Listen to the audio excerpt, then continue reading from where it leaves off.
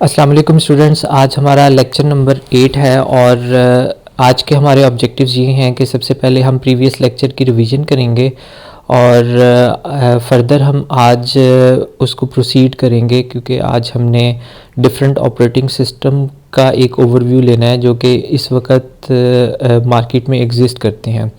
तो हम last time हमने वर्चुअल मेमोरी से स्टार्ट किया था। तो वर्चुअल मेमोरी क्या होती है? वर्चुअल मेमोरी ये होती है कि जो फिज़िकली तो एग्ज़िस्ट नहीं करती, लेकिन जब एक प्रोग्राम जो है वो रैम में अगर लोड होना चाह रहा है और रैम में इतनी स्पेस नहीं है, तो ऑपरेटिंग सिस्टम क्या करेगा, एक अलहदा से एक वर्चुअल मेमोरी क्रिएट कर देगा ताकि इस प्रोसेस को जो है वो आसानी से एग्जीक्यूट किया जाए। अगर हम वर्चुअल मेमोरी का कॉन्सेप्ट नहीं करते तो इससे कई ऐसे प्रोसेसेस हैं जो कि हमारे कंप्यूटर सिस्टम में रन नहीं करेंगे। इससे प्रॉब्लम ये होगी कि हमारे कंप्यूटर की जो प्रोडक्टिविटी है वो कम हो जाएगी। इसके अलावा हमने देखा था कि जो प्रोग्रामर्स हैं उनकी जो लिमिटेशंस होती थी मेमोरी की, कि अगर उन्होंने सिस्टम प्रोग्रामिंग करनी है तो वो ट्रेस आउट करते थे कि रैम में कितनी जगह जो है उसके लिए एलोकेट होनी चाहिए। लेकिन वर्चुअल मेमोरी के आने के बाद जो है प्रोग्रामर्स के लिए भी आसानी हो गई कि अगर रैम में स्पेस नहीं भी है तो वो वर्चुअल मेमोरी में उसको लोड करवा देगा। इसके अलावा इसके डिसएडवांटेजेस भी हैं, क्योंकि difficult to implement because it requires the algorithms to support the demand paging. तो इसको इम्प्लीमेंट करना इतना आसान नहीं है, क्योंकि इसमें स्वैप इन और स्वैप आउट का प्रोसेस जो है वो होना होता है। इसके लिए डिफरेंट एल्गोरिदम्स हमें जो है वो डिफ़ाइन करने पड़ते हैं जो कि डिमांड पेजिंग को सपोर्ट करें। इसके अलावा हमने फ़ाइल मैनेजमेंट को देखा था। तो फ़ाइल मैनेजमेंट क्या है? ऑपरेटिंग सिस्टम का ये एक ऐसा मॉड्यूल है, एक ऐसा पार्ट है जो फ़ाइल को मैनेज करता है। जैसे एक फ़ाइल है, फ़ाइल का जो है उसके डिफरेंट एट्रीब्यूट्स हैं। जैसे ये फ़ाइल जो है वो किस डेट को क्रिएट की गई, किस टाइम को क्रिएट की गई, इसको लास्ट टाइम कब एक्सेस किया गया। इसके अलावा इसका ऑनर कौन सा है, इसकी प्रिविलेजेस कितनी हैं, मतलब इस फ़ाइल को कौन डिलीट कर सकता है, कौन मॉडिफाई कर सकता है, किस किस को एक्सेस होनी चाहिए। तो ये सारा जो मॉड्यूल है, ये फ़ाइल मैनेजमेंट मॉड्यूल जो है ये प्रोसेस करता है। इसके अलावा हमने देखा था कि फ़ाइल एक्सेस मेथड्स हमारे ये हैं कि सीक्वेंशली एक्सेस कर सकते हैं, इसके अलावा रैंडम एक्सेस भी कर सकते हैं। सीक्वेंशली का मतलब है कि वन बाय वन करके हम जो है वो उसको सर्च करते हैं। रैंडमली एक्सेस जो होती है वो मेमोरी में किसी जगह भी रैंडमली हम उसको एक्सेस कर सकते हैं।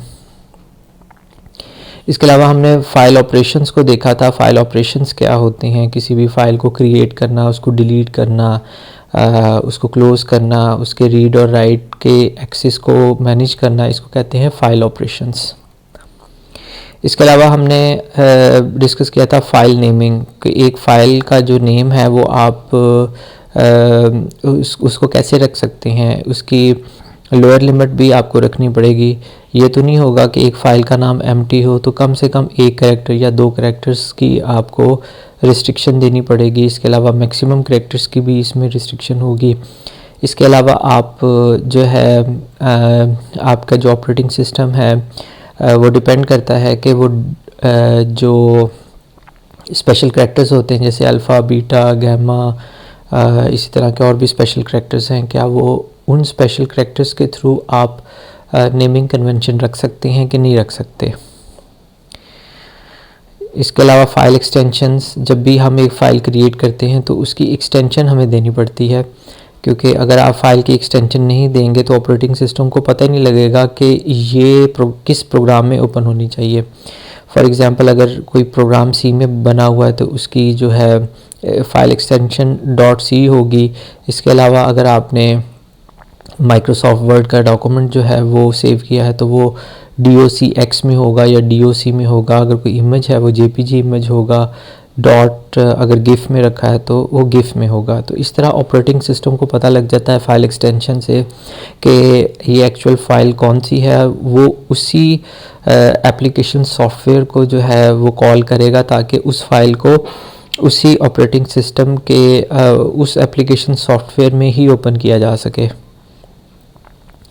इसके अलावा हमने सिक्योरिटी की बात की थी कि सिक्योरिटी जो है वो भी दो टाइप्स की है हमारे पास। एक एक्सटर्नल सिक्योरिटी होती है, एक इंटरनल सिक्योरिटी होती है। एक्सटर्नल सिक्योरिटी कंसर्न करती है कि आपके जो ऑपरेटिंग सिस्टम है जो कि जिस कंप्यूटर में जो है वो इंस्टॉल हुआ है उसको एक्सटर्नली हम जो है वो ना हो सके, जैसे अर्थक्वेक हो गया, फ्लड हो गया, या कोई ऐसी चीज़ हो गई जिससे वो हार्मफुल हो सकता है। तो उस लिहाज से हमें एक्सटर्नल सिक्योरिटी भी करनी पड़ेगी और इंटरनल सिक्योरिटी भी। इंटरनल सिक्योरिटी में आ जाती हैं कि कौन कौन सा पर्सन इसको एक्सेस कर सकता है, कौन सा पर्सन इसको एक्सेस नहीं कर सकता। ये तो नहीं हो सकता कि आप जो है अपना सेंसिटिव डाटा ओपन छोड़ दें तो कोई भी पर्सन आके उसको मॉडिफाई कर ले, तो फिर उस डाटे का क्या फ़ायदा। इसके अलावा हमने क्रिप्टोग्राफिक मैकेनिज़्म को भी देखा था, क्योंकि जब हम इंफॉर्मेशन को ट्रैवल करते हैं तो इंफॉर्मेशन डाटा पैकेट्स में ट्रैवल होती है एक कंप्यूटर से दूसरे कंप्यूटर में, और ये जो डाटा पैकेट्स हैं दरमियान में कोई भी पर्सन जो है वो उसके डाटा पैकेट्स को रीजनरेट कर सकता है, और आपकी जो फाइल्स हैं जिसमें सेंसिटिव इंफॉर्मेशन भी हो सकती है उसको भी वो देख सकता है। इसके लिए हमारे पास क्रिप्टोग्राफिक एल्गोरिदम्स होते हैं जो कि ये इंश्योर करते हैं कि अगर कोई डाटा पैकेट जो है उसकी कॉपीज़ जनरेट कोई कर भी ले तो उसको व्यू नहीं किया जा सकता। उसकी लास्ट टाइम हमने एग्जांपल ली थी, लेट्स सपोज आप ए ट्रैवल करना चाहते हैं तो ए की फॉर्म को आप चेंज कर देंगे, लेट्स सपोज ए को आप इनक्रिप्ट कर देंगे बीटा के साथ, तो अब वो over the network beta travel हो रहा है। अगर कोई भी पर्सन, कोई भी हैकर जो है उसको रीजनरेट कर लेता है, तो अगर वो रीजनरेट करेगा तो वो बीटा होगा, तो उसको तो नहीं पता लगेगा कि इसके बैकएंड पे जो है वो ए है। तो इसको कहते हैं क्रिप्टोग्राफिक मैकेनिज़्म।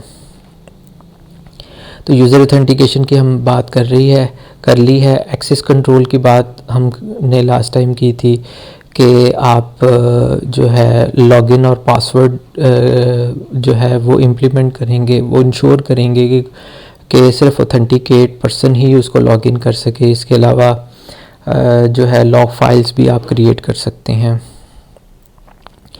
तो आज हम स्टार्ट करेंगे कि कमांड इंटरप्रिटेशन क्या होती है।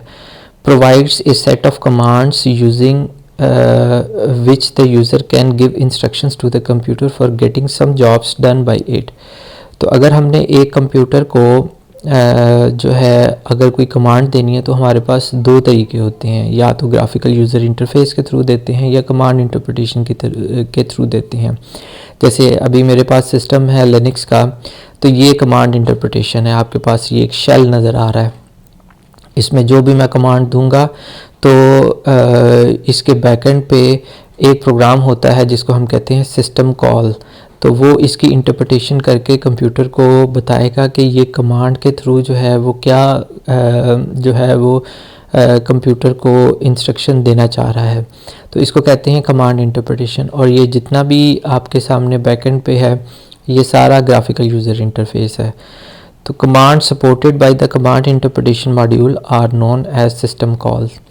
तो कमांड्स जो होती हैं वो बेसिकली सिस्टम कॉल्स ही होती हैं। ये एक प्रोग्राम होता है, क्योंकि जब भी मैं इसके ऊपर कमांड के ऊपर अगर कोई कमांड इंटरप्रिटेशन मतलब शेल के ऊपर अगर कोई कमांड दूंगा तो उसकी जो इंटरप्रिटेशन होगी, उसकी जो ट्रांसलेशन होगी वो सिस्टम कॉल करेगा। There are two types of user interface supported by various operating system। ये हम बात कर चुके हुए हैं। कमांड लाइन के थ्रू भी आप कर सकते हैं और ग्राफिकल यूज़र इंटरफेस के थ्रू भी कर सकते हैं। तो ग्राफिकल यूज़र इंटरफेस पे डिफरेंट आइकन्स होते हैं, इंट्यूटिव नेचर के होते हैं। तो आप किसी भी आइकन को जब आप क्लिक करते हैं तो वो बेसिकली इंटरप्रिटेशन कर देते हैं कि जी यूज़र ने ये कमांड दी है, तो उसके मुताबिक फिर ऑपरेटिंग सिस्टम जो है वो अपने जो है वो फंक्शंस परफॉर्म करता है। Operating system capability enhancement software. तो कुछ ऐसे सॉफ्टवेयर्स भी होते हैं जो ऑपरेटिंग सिस्टम की जो कैपेबिलिटीज़ होती हैं, जो काम करने का तरीका होता है, उसको जो है वो इन्हांस कर देते हैं, बढ़ा देते हैं। perform several tasks of routine nature frequently needed by the user but are not provided as a part of operating system। तो जब आप ऑपरेटिंग सिस्टम जो है वो इंस्टॉल करते हैं तो वो सारे जो सॉफ्टवेयर्स होते हैं वो इनफैक्ट इसमें इंस्टॉल नहीं होते, आपको अलहदा से ये इंस्टॉल करने पड़ते हैं। और अगर आप इनको अलहदा से इंस्टॉल करते हैं तो ये बेसिकली आपके ऑपरेटिंग सिस्टम की कैपेबिलिटीज़ को बढ़ा देते हैं। अगर हम इसको देखें तो हम इनको 3 ग्रुप्स में जो है वो डिवाइड कर सकते हैं। तो पहला ग्रुप ये होता है translating programs, translate a source program into an object program. तो आप इस वक्त अगर आप फंडामेंटल ऑफ प्रोग्रामिंग कर रहे हैं तो उसमें आप होपफुली जो आप प्रोग्राम उसमें इस्तेमाल कर रहे हैं प्रोग्रामिंग के लिए तो वो डिव है। तो डिव जो है वो उसमें आप सी प्लस प्लस का या सी का प्रोग्राम जब आप लिखते हैं तो फिर आप इसको कंपाइल करते हैं। जब कंपाइल करते हैं तो वो उसकी फॉर्म चेंज हो जाती है। तो जब आप उसकी फॉर्म चेंज हो जाती है तो वो जो फॉर्म होती है वो बेसिकली कंप्यूटर के अंडरस्टैंडेबल होती है, क्योंकि जब आप प्रिंट का फंक्शन लिखते हैं या आप सी का कोई भी वर्ड लिखते हैं तो वो कंप्यूटर अंडरस्टैंड नहीं करता। तो उसकी इंटरप्रिटेशन के लिए क्या करना पड़ता है, हमें ट्रांसलेटिंग प्रोग्राम्स जो है वो इंस्टॉल करने पड़ते हैं। इसके अलावा library program consist of frequently use functions and operations. तो जब आप ने डेव जो है इंस्टॉल किया था तो आपके कंप्यूटर में जो सी प्लस प्लस की लाइब्रेरी है वो भी इंस्टॉल हो गई थी, क्योंकि जब आप वर्ड प्रिंट लिखते हैं तो प्रिंट किस तरीके से परफॉर्म होता है ये तो कोई प्रोग्रामर नहीं लिखता। तो बेसिकली कंपाइलर क्या करता है, वो लाइब्रेरी में जाता है जो आपके कंप्यूटर में इंस्टॉल होती है, वहाँ पर प्रिंट का जो फंक्शन होता है वो किस तरीके से परफॉर्म कर रहा है उसको देख के तो उसकी इंटरप्रिटेशन और उसको परफॉर्म किया जाता है। तो बीइंग अ यूज़र आपके सामने तो प्रिंट सिर्फ लिखा हुआ है, लेकिन उसके बैक एंड पे कौन सी फंक्शनैलिटी है, किस तरीके से उसने परफॉर्म करना है, ये फिर आपके कंपाइलर की रिस्पॉन्सिबिलिटी होती है कि वो आपके कंप्यूटर की लाइब्रेरी में जाता है जहाँ पर ये फंक्शन डिफ़ाइन किया होता है। तो इस तरह और भी काफ़ी फंक्शंस आपकी लाइब्रेरी में अवेलेबल होते हैं जो कि डिफरेंट फंक्शंस परफॉर्म कर रहे होते हैं। यूटिलिटी प्रोग्राम्स, ये ऐसे यूटिलिटी प्रोग्राम्स होते हैं जो आपके ऑपरेटिंग सिस्टम या आपके सिस्टम की जो है कैपेबिलिटीज़ को इन्हांस करने का काफ़ी जो है वो इम्पॉर्टेंट रोल प्ले करते हैं। Assist users with system maintenance task such as disk formatting, data compression, data backups, antivirus utilities. तो जैसे आप एंटीवायरस अगर आप इंस्टॉल करते हैं तो वो भी आपकी यूटिलिटी प्रोग्राम है। इसके अलावा अगर आप डिस्क की फॉर्मेटिंग करते हैं, जैसे आपने सी में बैठ के अगर डी को आपने फॉर्मेट किया या यूएसबी को फॉर्मेट किया है तो वो भी यूटिलिटी प्रोग्राम्स होते हैं जो कि ये फंक्शनलिटी परफॉर्म करते हैं। इसके अलावा अगर आपने डाटे को कंप्रेस करना है, डाटे की बहुत ज़्यादा जो है इस वक्त वो एमबीज़ में है या जीबीज़ में है, तो उसको आप कंप्रेस करने के लिए जो भी यूटिलिटी प्रोग्राम इस्तेमाल करेंगे तो वो बेसिकली आपके ऑपरेटिंग सिस्टम की कैपेबिलिटी को इन्हांस कर रहा है। तो इस वक्त मार्केट में कौन कौन से ऑपरेटिंग सिस्टम अवेलेबल हैं उसको हम देख लेते हैं। सबसे पहला ऑपरेटिंग सिस्टम है यूनिक्स ऑपरेटिंग सिस्टम।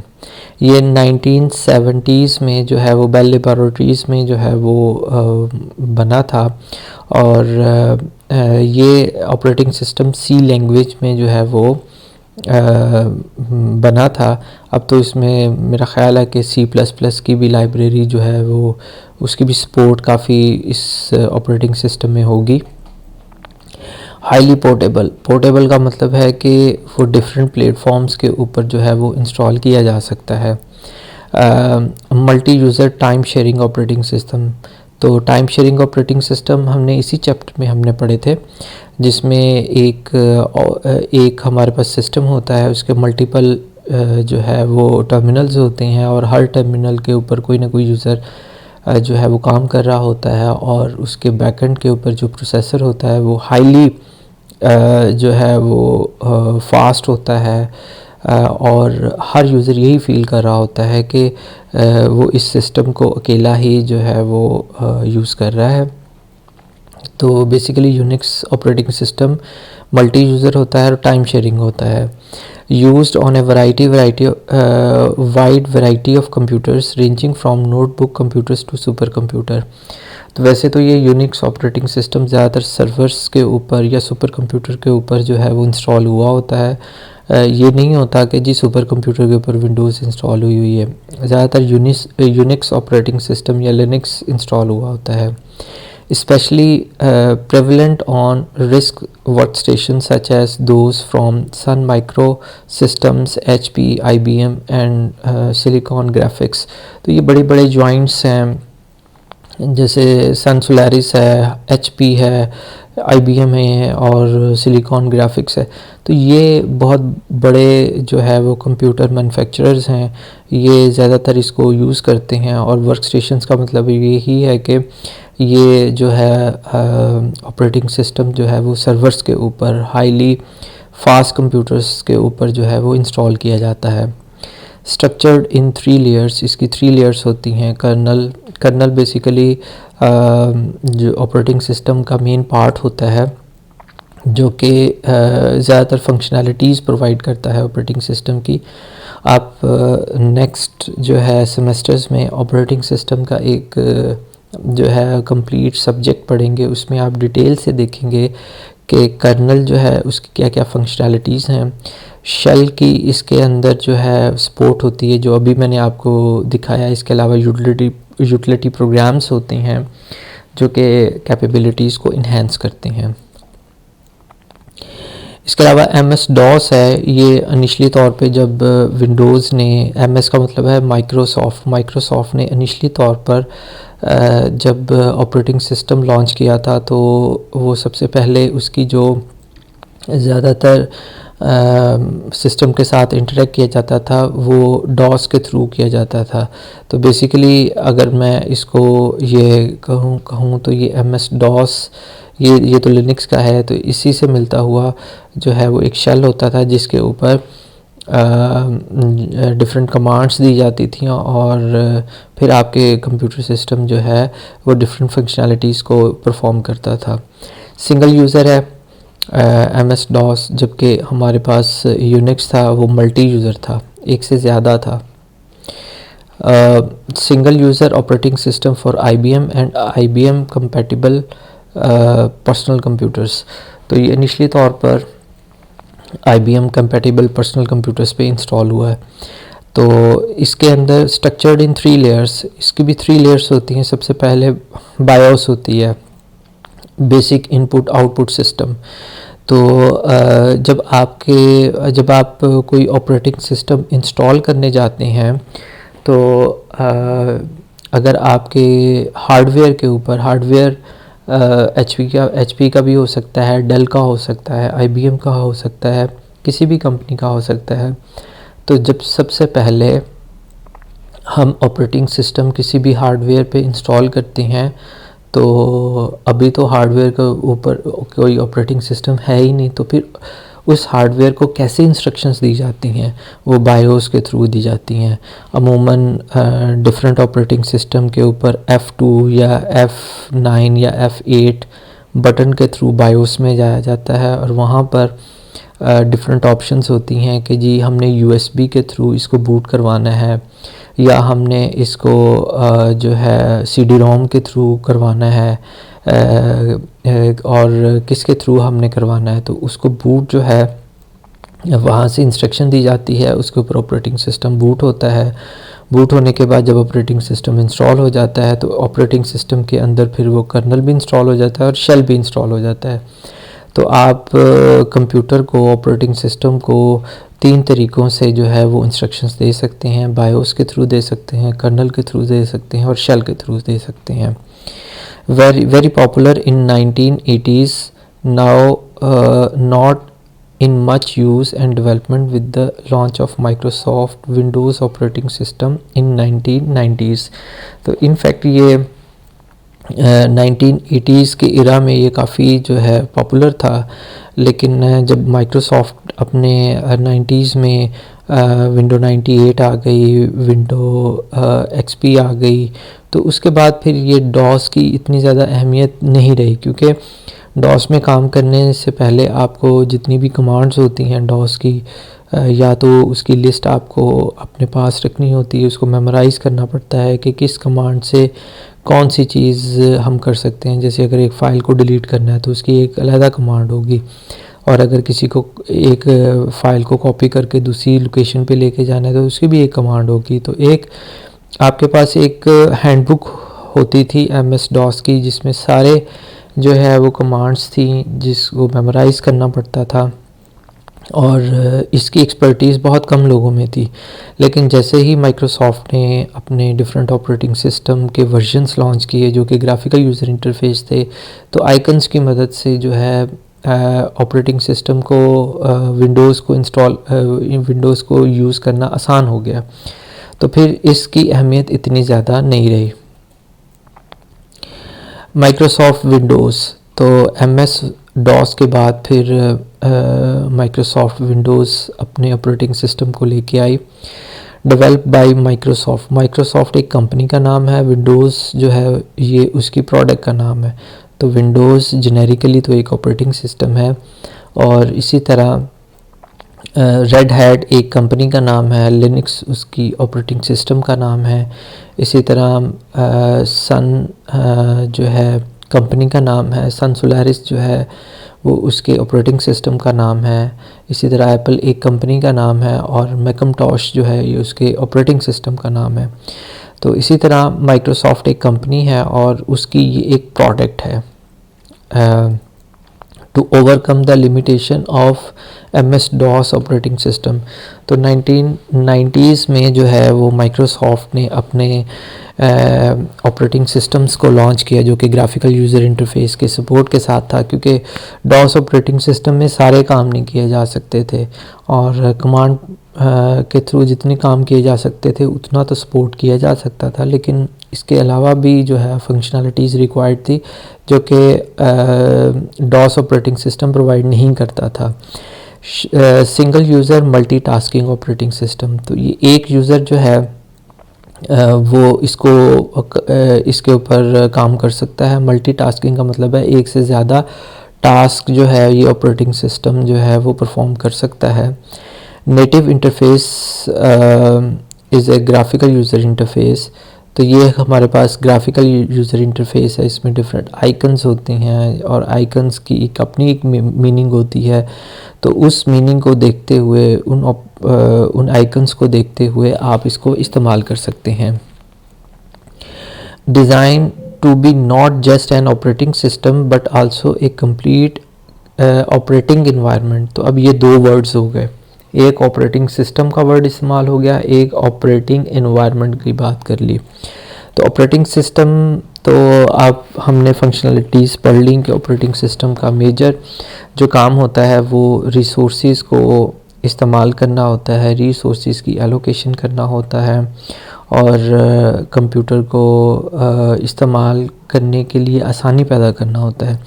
लेकिन एक कंप्लीट इन्वायरमेंट में तो आपके ऑपरेटिंग सिस्टम भी आ जाएगा, आपका हार्डवेयर भी आ जाएगा, उसके साथ एसोसिएट और भी डिवाइसेस आ सकती हैं, जैसे आपके पास स्कैनर हो सकता है, आपके पास बार कोडर हो सकता है। उसके अलावा एक कंप्यूटर दूसरे कंप्यूटर के साथ अटैच है, रिक्वेस्ट सेंड हो रही है, फिर उस रिक्वेस्ट को जो है फुलफ़िल किया जा रहा है। तो ये एक पूरा कंप्यूटर इन्वायरमेंट क्रिएट किया जा रहा है।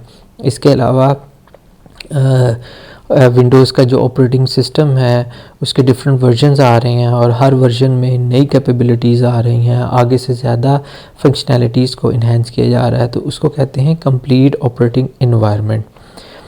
Operating system of choice for most PCs after 1990s। तो 1990s में ये इतना ज़्यादा पॉपुलर हुआ कि ज़्यादातर लोग जो है वो माइक्रोसॉफ्ट विंडोज़ के ऊपर जो है उन्होंने जो है वो कंप्यूटर को सीखा। मैंने भी माइक्रोसॉफ्ट विंडोज़ के ऊपर ही इस ऑपरेटिंग सिस्टम को सीखा, बहुत आसान था।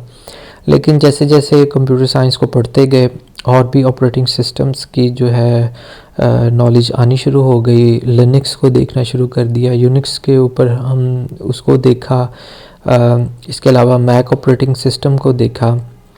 लेकिन माइक्रोसॉफ्ट विंडो जो है उसका जो ग्राफिकल यूज़र इंटरफेस है वो काफ़ी जो है उसको जो एप्पल का मैकइंटोश है उसको इमिटेट किया गया है। उसमें से भी काफ़ी चीज़ें 1990s में माइक्रोसॉफ्ट ने जो है वो कॉपी की। तो चूँकि एप्पल का मैक ऑपरेटिंग सिस्टम सिर्फ़ और सिर्फ एप्पल के ही हार्डवेयर के ऊपर जो है वो रन कर सकता है, तो ये उसका एडवांटेज था एप्पल का। या कंपनी ये चाहती थी कि उनका ऑपरेटिंग सिस्टम सिर्फ उन्हीं के बनाए हुए हार्डवेयर के ऊपर रन करे, जबकि माइक्रोसॉफ्ट 1990s में हार्डवेयर नहीं बनाती थी, वो सिर्फ ऑपरेटिंग सिस्टम बनाती थी। और उन्होंने इस तरीके से ऑपरेटिंग सिस्टम बनाया कि वो किसी भी हार्डवेयर के ऊपर, चाहे डेल है, चाहे IBM है, चाहे कोई भी कंपनी है जो हार्डवेयर बना रही है, उसके ऊपर वो रन कर सकता था। तो इसलिए विंडोज़ जो है वो ज़्यादा पॉपुलर हुई, क्योंकि किसी पर्सन के पास HP का हार्डवेयर था, किसी के पास IBM का था, किसी के पास एसर का था, तो वो किसी भी ऑपरेटिंग सिस्टम किसी भी हार्डवेयर के ऊपर वो ऑपरेटिंग सिस्टम जो है वो इंस्टॉल हो जाता था। तो इसको 1990s में जो है वो काफ़ी पॉपुलैरिटी मिली। लेकिन इसका विंडोज़ का एक डिसएडवांटेज ये है कि जैसे जैसे ये चलता रहता है विद पैसेज ऑफ टाइम, इसकी प्रोसेसिंग स्पीड कम होती जाती है। चूँकि किसी दूसरे वेंडर ने जो है वो हार्डवेयर बनाया होता है और विंडोज़ उसके ऊपर इंस्टॉल होती है, तो उसकी वो परफॉर्मेंस नहीं होती जो कि विंडोज़ माइक्रोसॉफ्ट ने अगर अपना हार्डवेयर बनाया होता। तो चूँकि माइक्रोसॉफ्ट अब अपना हार्डवेयर जो है वो बना रहा है, अब उसने शुरू किया है, वो भी एप्पल की तरफ देख के शुरू किया है। तो एप्पल वालों ने शुरू से ही अपना हार्डवेयर रखा, और एप्पल का जो मैकइंटोश मैक ऑपरेटिंग सिस्टम है उसकी processing speed as compared to Microsoft के विंडोज़ के बहुत ज़्यादा बेहतर है। उसकी वजह ये है कि वो जो हार्डवेयर इस्तेमाल कर रहे हैं वो अपनी ही कंपनी का हार्डवेयर इस्तेमाल कर रहे हैं। तो उनके जो प्रोग्रामर्स होते हैं जो सिस्टम की प्रोग्रामिंग करते हैं, चूँकि उनका अपना हार्डवेयर होता है, तो वो जो ऑपरेटिंग सिस्टम में कैपेबिलिटीज़ रखते हैं या उसमें अपडेट्स रखते हैं या उसमें जो है उसको जो है वो इन्हेंस करते हैं, तो वो उनके लिए आसान होता है। माइक्रोसॉफ्ट विंडोज़ का फिर एंटी जो है वो इंट्रोड्यूस करवाया गया। मल्टी यूज़र था, टाइम शेयरिंग ऑपरेटिंग सिस्टम था। ये बेसिकली यूनिक्स ऑपरेटिंग सिस्टम से इंस्पायर होके माइक्रोसॉफ्ट ने फिर जो है वो डेवलप किया था। Designed to have Unix-like features so that it can be used for powerful workstations, network and database servers। तो जब विंडोज़ बहुत ज़्यादा पॉपुलर हो गई पर्सनल कंप्यूटर्स के ऊपर, तो माइक्रोसॉफ्ट ने ये सोचा कि तो बड़े बड़े जो है सर्वर्स हैं उनके ऊपर तो माइक्रोसॉफ्ट है ही नहीं, वहाँ पर तो यूनिक्स है, ये लिनक्स है, और ये टाइम शेयरिंग भी नहीं है और ये सिंगल यूज़र है। तो फिर माइक्रोसॉफ्ट ने मल्टी यूज़र्स और टाइम शेयरिंग ऑपरेटिंग सिस्टम इसको बनाया। इसके यूनिक्स के जितने भी फ़ीचर्स थे उनमें कई फ़ीचर्स को जो है उससे इंस्पायर होके उन्होंने विंडोज़ एंटी जो है वो बनाई, जो कि कुछ सर्वर पे, ज़्यादा सर्वर्स पे नहीं, कुछ सर्वर पे ये ऑपरेटिंग सिस्टम रन होता था। Supports multi-programming and is designed to take advantage of multi-processing on systems having multiple processors। तो फिर इसकी सपोर्ट को इन्हेंस कर दिया गया। इस ऑपरेटिंग सिस्टम फिर मल्टी प्रोग्रामिंग को भी सपोर्ट करना शुरू कर दिया। मल्टी प्रोसेसर, जो एक से ज़्यादा प्रोसेसर लगे होते हैं एक कंप्यूटर में, उसको भी इसने सपोर्ट किया। Native interface is a graphical user interface. तो इसका जो अपना ग्राफिकल यूज़र इंटरफेस है, built in networking and communication features. तो इसके अंदर एक से ज़्यादा डिवाइसेस के साथ कम्युनिकेट करने के फ़ीचर्स ऐड किए गए। Provide strict system security.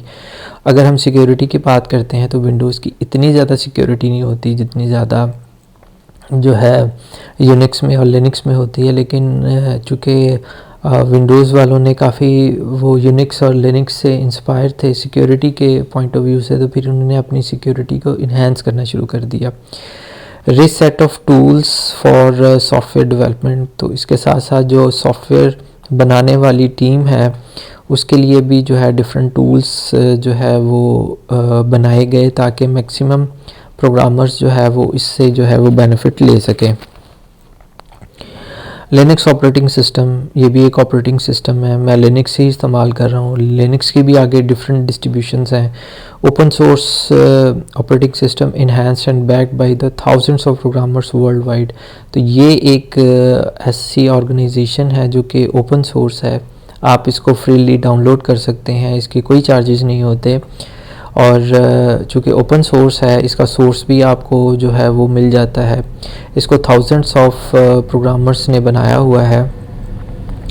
Multitasking multi processing operating system originally designed to be used in PCs, तो ज़्यादातर तो इसको पीसीज में इस्तेमाल करने के लिए इस्तेमाल किया गया। Name Linux is derived from its inventor Linus Torvalds, तो लिनक्स जो है इसको फिर उसके अपने इन्वेंटर से इंस्पायर होके जो है उसका नाम रखा गया। Several Linux distributions available, red hat, SUSE, difference in distribution is mostly set of tools, numbers and quality of applications, documentation, support and services। तो लिनक्स की डिफरेंट डिस्ट्रीब्यूशंस हैं, जैसे मैं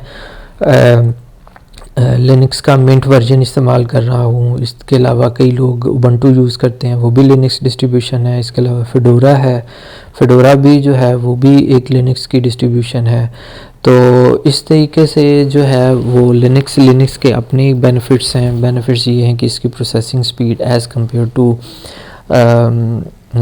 विंडोज़ बहुत अच्छी है। इसके अलावा इसमें जो सिक्योरिटी के फ़ीचर्स हैं वो विंडोज़ के के लिहाज से ज़्यादा है, लेकिन इसके थोड़े से डिसएडवांटेजेस भी हैं। इसको ऑपरेट करना इतना ज़्यादा आसान नहीं है जितना ज़्यादा विंडोज़ का इंस्टॉल वो उसको यूज़ करना। इसके अलावा सारे सॉफ्टवेयर जो है वो सपोर्ट नहीं करते लिनक्स को, क्योंकि विंडोज़ जो है वो वर्ल्ड वाइड बहुत ज़्यादा इस्तेमाल की जाती है, तो ज़्यादातर प्रोग्रामर्स विंडो कंपैटिबल प्रोग्राम्स बनाते हैं। लिनक्स के कंपैटिबल प्रोग्राम्स पहले इतने ज़्यादा नहीं बनते थे, लेकिन अब तो काफ़ी लिनक्स के कंपैटिबल प्रोग्राम्स बन रहे हैं।